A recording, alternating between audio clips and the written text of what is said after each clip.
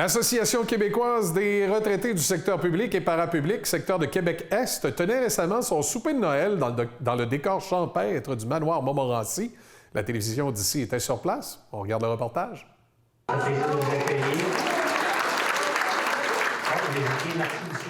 Julien est là. J'ai oublié une personne qui est très importante.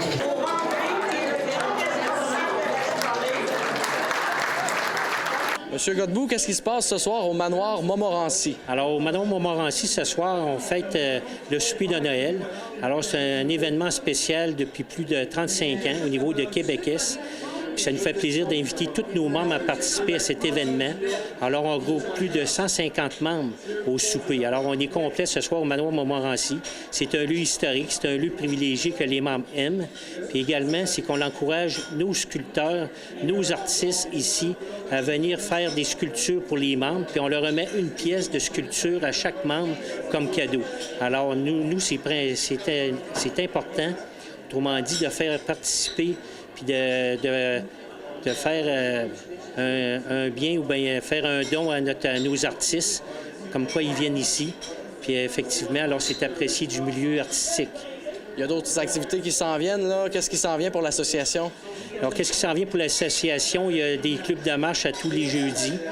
Il y a également aussi les quilles à tous les mardis. Il y a des dîners-conférences à tous les jeudis de la semaine. Alors, il y a beaucoup d'activités pour rejoindre nos membres. Il y a des dîners-conférences. Puis également, qu'est-ce qui s'en vient ce printemps? Il y a la fameuse assemblée régionale. Ça veut dire que c'est pour élire les nouvelles personnes. Alors, les membres sont invités à participer à cette assemblée-là. Alors, il y a plein d'activités. Il y a également, au niveau de l'été, il y a le golf à tous les mardis. Alors, il y a beaucoup d'activités pour nos membres de Québec-Est. Un petit mot sur l'association. Quelle est au juste la mission de la QRP? La mission de la QRP, c'est promouvoir et défendre les intérêts tant au milieu culturel, communautaire et également au niveau socio-politique et financement. Ça veut dire que nous, c'est d'aider à avoir une meilleure qualité de vie pour nos aînés et les représenter au niveau gouvernemental parce que le pouvoir gris, aujourd'hui, est très important. Puis avec toutes les associations, là, surtout Québec, l'Association des retraités, on regroupe plus de 32 000 membres en grandeur de la province sur 17 régions.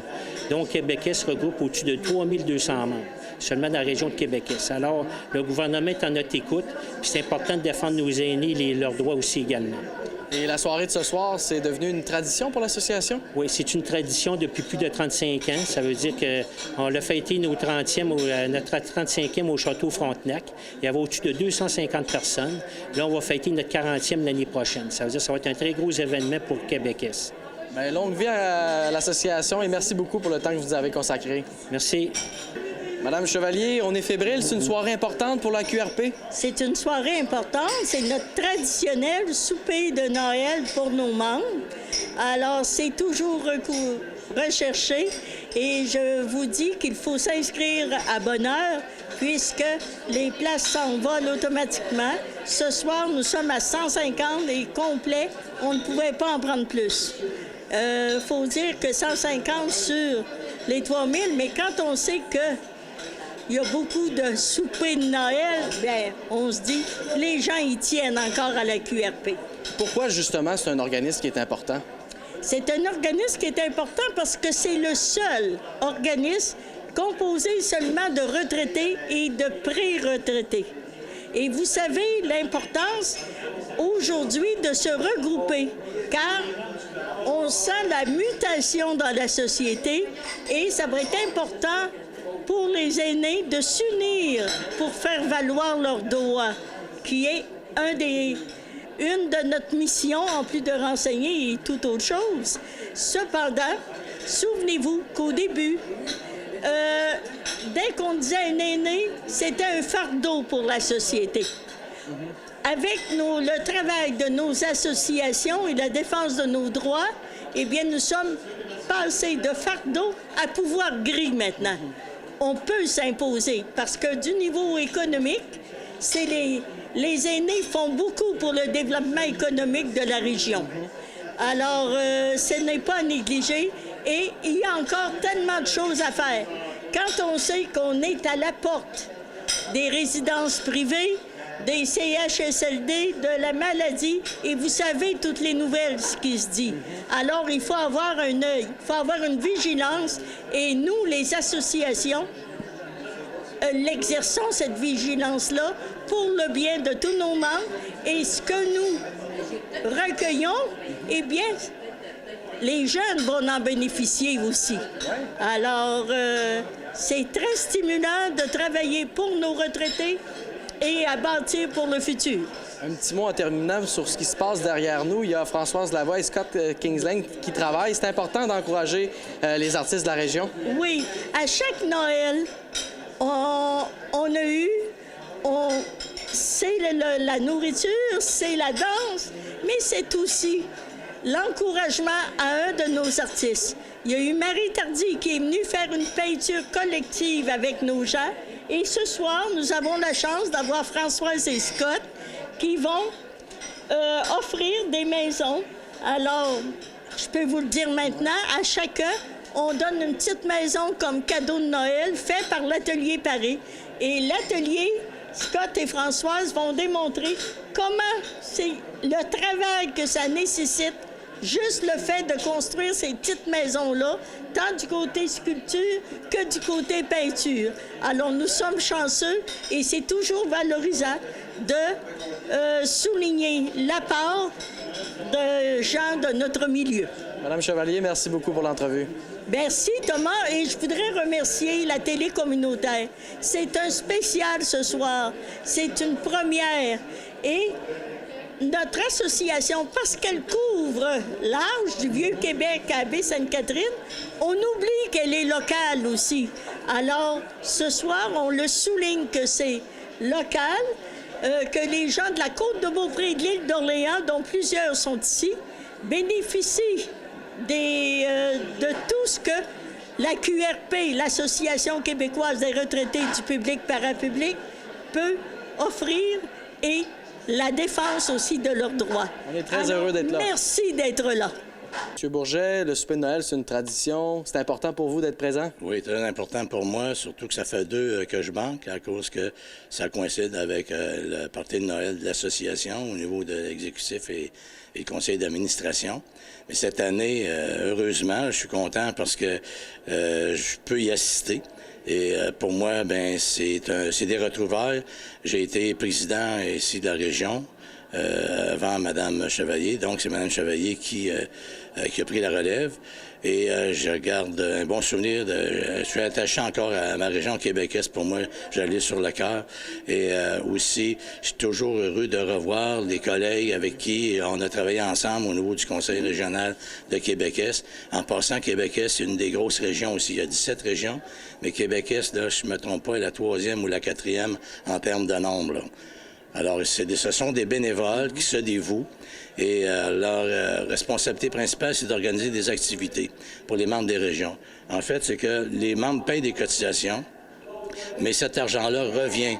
Les régions reçoivent des allocations et dans le but de remettre à nos membres sous forme d'activités. Il y a des activités de golf, des activités dépendant des régions. Il y a du golf, il y a des quilles, il y a des clubs de marche, etc. Donc, chaque région a ses activités. Parlez-moi de l'importance de l'association. Quel est le rôle important joué justement par la QRP? Bien, nous, la QRP, tout d'abord, on regroupe 32 000 membres. Ce sont des gens qui viennent principalement, si on veut, du gouvernement du Québec, des ministères, sociétés autonomes. Et on a des membres aussi, des membres qui viennent, si on veut, du parapublic et du péripublic. Mais la majorité, ce sont des membres du gouvernement provincial. Mais on en a aussi du gouvernement fédéral qui en font partie.